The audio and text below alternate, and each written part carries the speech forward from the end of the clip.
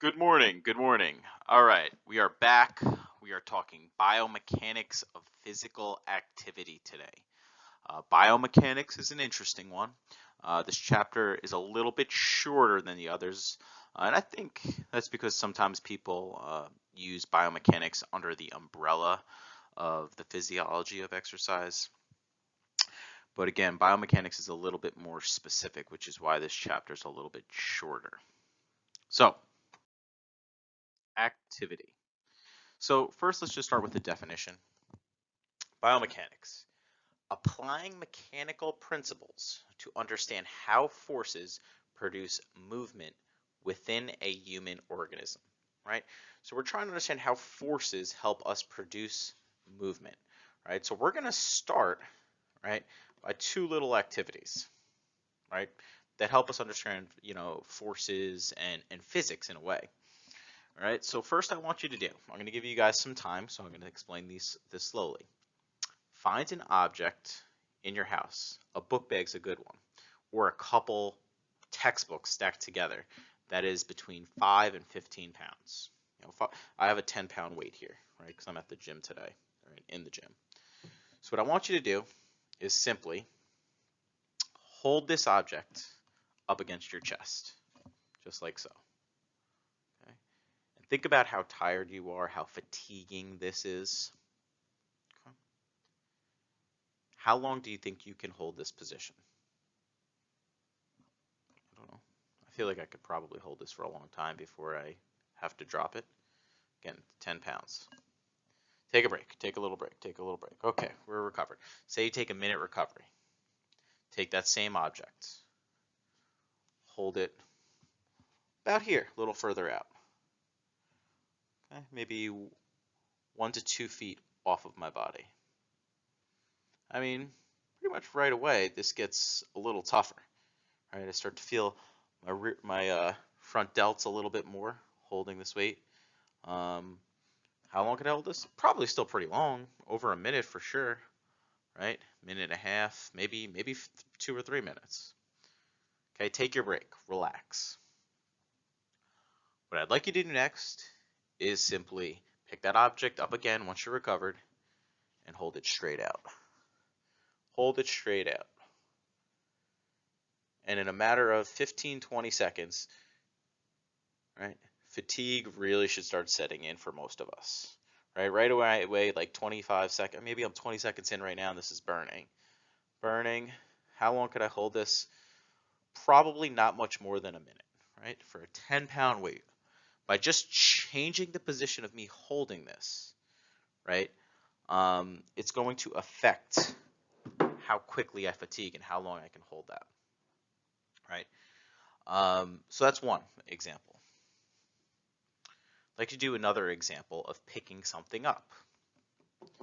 In this case, same thing, a book bag or a couple books, and set it up where the books are directly underneath you. You're standing over them between your feet. Pick that 5-10 pound bag or books up. Super easy. Now, put that bag way out in front of you. Way out in front of you, about this far out, and pick it up from over there. Be careful, right? Gotta be careful, right? What you'll see is the force, right, on your body is magnified every inch that the object is away from your body. And this is part of biomechanics. In a sense, this is more so physics, right? We're creating this longer lever, right? And every inch that this lever gets longer, it magnifies the load on our body, whether it's on our front delts when we're holding it up, whether it's on our spine if we're picking up an object, right? So this is like a good real world example of how biomechanics can be applied in our everyday lives. Okay, I work with people at the gym all the time who have back issues, right? And Stuart McGill, he's one of the world's leading biomechanists with regards to back pain. And one simple tip that he gives everyone is simply have all of your objects underneath you or close to you when you're picking them up.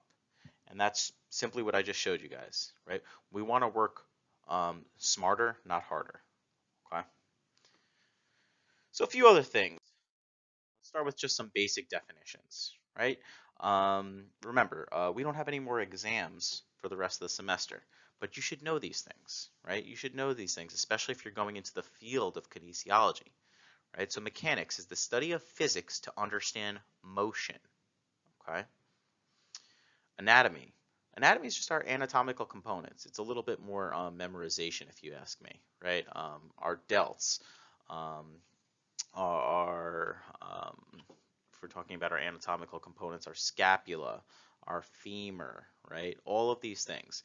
Physiology and biomechanics, right, are the interaction of these components.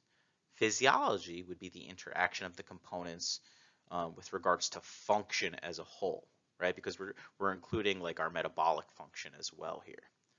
Biomechanics, on the other hand, are the interaction of these bones, tendons, and ligaments in order to produce movement.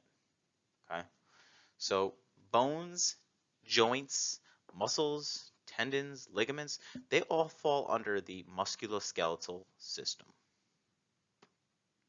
Right? Now, an important thing, and this is later on in our slides, our important component, right, is that forces can be a push or a pull. All forces can only be a push or a pull. However, within our musculoskeletal system, our system of muscles, tendons, etc., can only pull on our bones. Right? So what does it work? Right? We've got our femur, right? We've got our femur, which is our leg, right? All of those muscles and tendons, right? The muscle runs the length of the femur, which connects to a tendon, right? That tendon connects the muscle and the bone, right? The muscle and the tendon can only pull on that bone to produce movement. It cannot push, okay? The forces that our bones and our system are, the way that they're manifested, can be a push or a pull. However, our muscles and tendons can only pull. Key distinction there. All right. Who's this dude? Who is this dude? I'm going to give you guys 5 seconds. Who's this guy look like? Think about it. Guesses locked in. Sir Isaac Newton. Sir Isaac Newton. And he is particularly relevant because of his laws of motion. Right? We got 3 laws. For every object, every object exists in a state of rest, right? Every object starts in a state of rest in a straight line unless acted upon it by an outside force, right? So if I wanted to move, right, something has to have caused that movement. Was it my muscles, again, going through a pull and manifesting themselves in some sort of movement? Maybe. Was it gravity? That's an outside force pulling me. Maybe it was that, right? So again, you are at rest, right, unless acted upon by an outside force. Force is equal to the change in momentum per change in time. That you guys probably don't need to know quite as much, especially for this chapter. However, the third law, for every action, there is an equal and opposite reaction, is probably the most pertinent law that we'll go over today. Right? For every action, there's an equal and opposite reaction. If I am going to push this wall is pushing back against me, right? With an equal amount of force, right? For there to be no movement. I am feeling that force against me, right? And we'll talk about that a little bit later at the end of this chapter. So common forces, right? We have to start to think about where are these forces coming from. You've got air resistance. Most notable force is probably gravity, right? Gravity is continuously acting upon us. Gravity has made our bones stronger over time, right? This force has continuously, since we are born, right, been acting upon us, developing our bone structure, okay? Now, there's a reason why when astronauts go up into space, they have to continue to exercise, because if they don't, there's no gravity, there's little to no force acting upon their musculoskeletal system, and through detraining, by not having these forces on them, their muscles, their tendons, and more specifically their bones, right, will actually weaken. Friction. Friction is a very common force, right? Especially when we're trying to produce movement. You guys probably know, think about what it's like trying to run and slide on pavement, which you obviously can't do because the friction is high. What about trying to run and slide on wet grass, right? You could probably do that if it's raining out and the grass is pretty slick, or trying to run and slide on ice, right? Different levels of friction. Another object. This could be anything. It could be a wall. It could be something that like you're picking up. So the wall would be that kind of ground reaction force. Assume we're talking about the floor. Like I said, a weight, something you're picking up. And I've already said this. Forces consist of only a push and a pull. So talk about goals. Your chapter had this one sentence that particularly stands out to me. If we understand how living organisms can best exploit mechanical laws that govern motion, then we can intelligently select the best movement techniques for a given performer. Right? So at the end of the chapter, we give like a full practical example of how to apply biomechanics. But I'm going to give you one right here. Right here, you've got two pictures. And this was taught to me by my biomechanics professor in my graduate class. And it stuck with me forever because I think about this again on an everyday basis if I'm ever faced with this situation. And my question to you guys, right? Let's say you have a sled, right? Whether it's for training an athlete, or maybe you have to pull something like a wheelbarrow of some sort, maybe. What is easier to do? Is it easier to push the sled, like the top picture? Or is it easier to pull the sled, like the bottom picture? Think about it.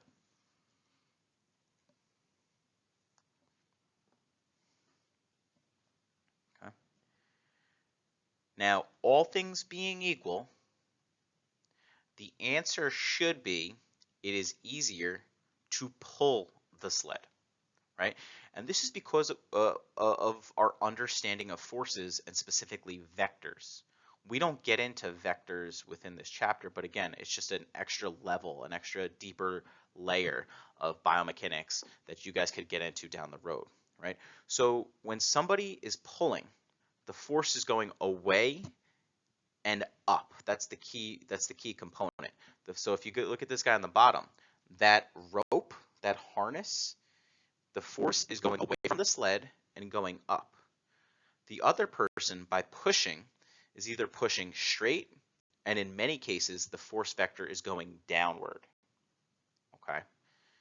So because of this, the person on the top is experiencing more friction. They're pushing it into the floor. Their vector is going into the floor, right? Not all of the force is being fully expressed in horizontal motion.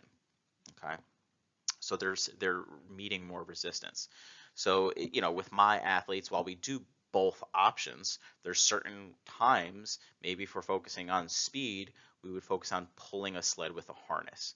Now, if you're out in the real world and you're trying to figure out, like, I don't know, maybe your car breaks down, right?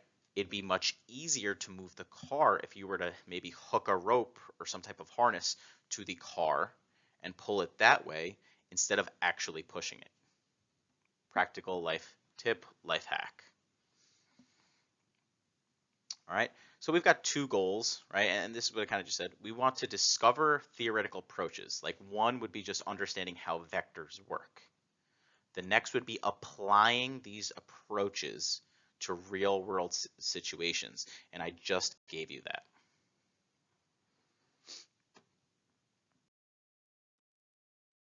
All right, so let's talk a little careers. Right? So there's a bunch of different careers, and this is just a few examples. You could be a research biomechanist, where you just stay in a lab and you try to answer problems. Right? So problems that we don't know. You go out in the lab and you actually find the answers to these. Okay? Maybe somebody wasn't sure if it was easier to push or pull a sled, and they do this in a research format. A sports biomechanist is somebody that, maybe they have a consultancy firm and a professional agency hires them, and that they go to practices and games and they try to optimize movement within practices or games. Maybe somebody's foot is in the wrong position, maybe somebody's arms are in the wrong position that don't maximize horizontal speed. A forensic biomechanist is somebody that can handle criminal lawsuits or criminal cases. Maybe as a criminal biomechanist or forensic biomechanist, you could reveal to the court, based on our laws of motion, that X, Y, and Z happened at specific sites. Ergonomic biomechanist is much like a sports biomechanist, but instead of like a professional sports organization hiring you, you'd go to any type of professional organization and try to go to that organization, maybe not to maximize performance like a sports biomechanist, but you would go to that organization with the intention of improving efficiency and or reducing injury occurrence. Clinical biomechanist, somebody that might work in like a hospital setting perhaps, and they'll probably work with like PTs and OTs on, again, how to maximize force production and maximize movement patterns. Another example would be somebody that currently works for me. While he's not necessarily a biomechanist, he is a professional prosthetic developer. I don't know. He basically builds prosthetics. He works at a local hospital, and his whole day is devoted to building prosthetic limbs. And for him, it's incredibly important that he has a sound understanding of biomechanics and how these forces work. Or you could be a biomechanics professor. Fun little story, be short and quick. My biomechanics professor said to me, if you guys are interested in pursuing a PhD, because it was a graduate program already, he said he highly recommended a PhD in biomechanics, right? And I remember that to this day. And he said, exercise physiologists are a dime a dozen. He said everyone's an exercise physiologist, which of course I am. But biomechanists are much more sought after. Fast forward 3 years later, right? I'm applying to tenure track positions at universities, and sure enough, I've seen postings for exercise physiologists, but two postings that I particularly wanted were actually more geared towards biomechanics professors. The fact is that they're just much rarer than other professors within our realm. So like exercise physiologists, nutritionists, biomechanists are much more rare. So think about it if you're interested in a career in teaching. So research methods for biomechanics. How do we analyze movement? Okay, well, one is motion capture devices, motion measurement devices. So I just put up this little video here, right? And this is a rendered three-dimensional image of somebody actually running. And what happens is this is an actual person running. This isn't a fake image. What they have is, just like you see in the movies with all those silver dots on somebody, they place them at locations on a person: elbow, hand. I've done this at Seton Hall last semester, and they have 8 cameras usually. Some more expensive systems might have more cameras, maybe like 15 or 20, but 8 cameras is usually enough. And they can they track these dots, what do I call them? Motion sensors that they place on you. And they can recreate and render an actual representation of you moving. Now, visually it looks cool, but more importantly for research, what this does is it's capturing literally 1,000 data points a second.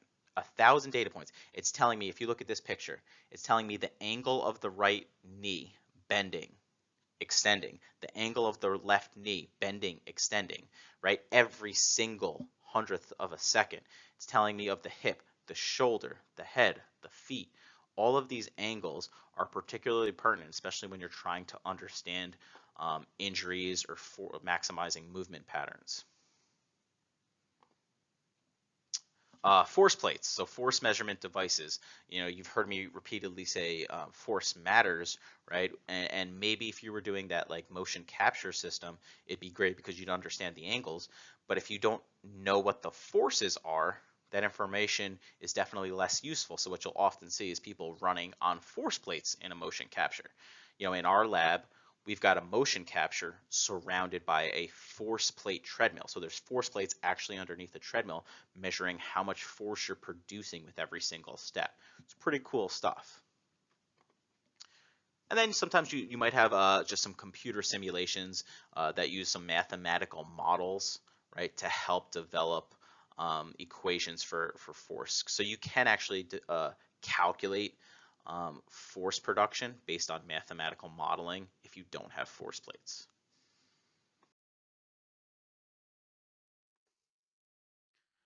So one key takeaway from this chapter is how we move, right? And you guys should know this from our motor learning and motor control because a lot of this is very similar. When we try to do something, there is a task, right? What are we trying to accomplish? If I am trying to wake up and get my coffee in the morning, let's say I'm standing next to the table, right? I have to lift my right arm to grab the coffee pot. That requires, so that's my task. What's my goal, right? To get the coffee made, right? So that requires a certain amount of force. Well, how is that going to be governed, right? What are the characteristics of me? I am the performer. Are there any special environmental characteristics that need to be addressed? And then finally, any laws of nature that should be addressed as well. So an example that I wanted to talk about would be like working with hurdlers, again, because I'm a hurdle coach, right? So let's say I'm working with my hurdlers and I've got, currently I have on my team the fastest hurdler in the country, right? So the fastest hurdler in the country, Manuel Joseph, versus someone that's brand new. He happens to be about 6'3" versus Manny, who's 5'8", 5'9". Maybe not necessarily as fast, but I'm going to approach them a little bit differently between each other, right? So the goal for them is to get to the first hurdle. What's the goal? Well, the goal is actually different from that for them based on the interaction of their individual factors, right? So the goal for Manny is to get to the first hurdle in 8 steps, and that's standard. I would say 95, probably 90 to 95% of hurdlers get to the first hurdle in 8 steps. And again, Manny's the fastest in the country. However, my other athlete happens to be really tall with really long limbs, so his performance characteristics are slightly different. And for him, we've switched him to a 7-step approach, right? So he is now trying to get to the hurdle in 7 steps, right? Okay, well, what about the environment, right? Is it raining outside, right? If it's raining outside, is one of them wearing tights versus the other one who's wearing sweats together? And this is the interaction of different factors. Now I'm interacting with the environment, with their performance characteristics. Like, one athlete wearing sweats is going to be coached a little differently than an athlete wearing tights. He's going to be bogged down. I might even just have him not hurdle that day. And then finally, the laws of nature, right? In this case, these laws of nature won't actually differ unless you're hurtling on, let's say, maybe the moon, where gravity is different.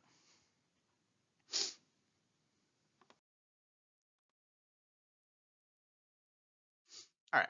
So the book gave a good example at the end of how to analyze and how to apply biomechanics. And they gave it shouldn't say 3-step, it's a 4-step approach. It's a 4-step approach. Step 1 is describe the motions and the body position. In this case, we were looking at a runner, right? And we were trying to analyze their foot landing position. We're also looking at their contact point of the foot. The next step would be to describe the forces that are being acted upon them during the activity. So again, in this case of the runner, right, What are some forces that are acting upon them? Well, gravity's one. Gravity's always acting upon us. Air and winds. I don't remember if I put it, but another major one is ground reaction forces. I did, ground reaction forces. Okay, so we know that these are the forces acting upon a runner while they are going through a running stride. So once we get those kind of established, determine the biomechanical principles that can be applied in this situation. So what principles are probably most relevant? Well, we know that with running, usually the foot lands in front of the body center of gravity, right? And this, right, usually causes a loss of momentum due to the angle and the vector and friction. And because the ground is producing force back, this is slowing the body down. Now, once we have all of these three things established, figured out, what we would do is we would start to determine appropriate manipulation of technique. So in this case, again, they used a runner. Her foot strike was landing slightly or too much in front of her center of gravity. What they try to do is alter technique to put it directly beneath her center of gravity, which not only can this make somebody faster, but it actually might reduce ground reactive forces and reduce the risk of injury. So once again, this is just some practical examples of how biomechanics can be applied to real world situations. All right.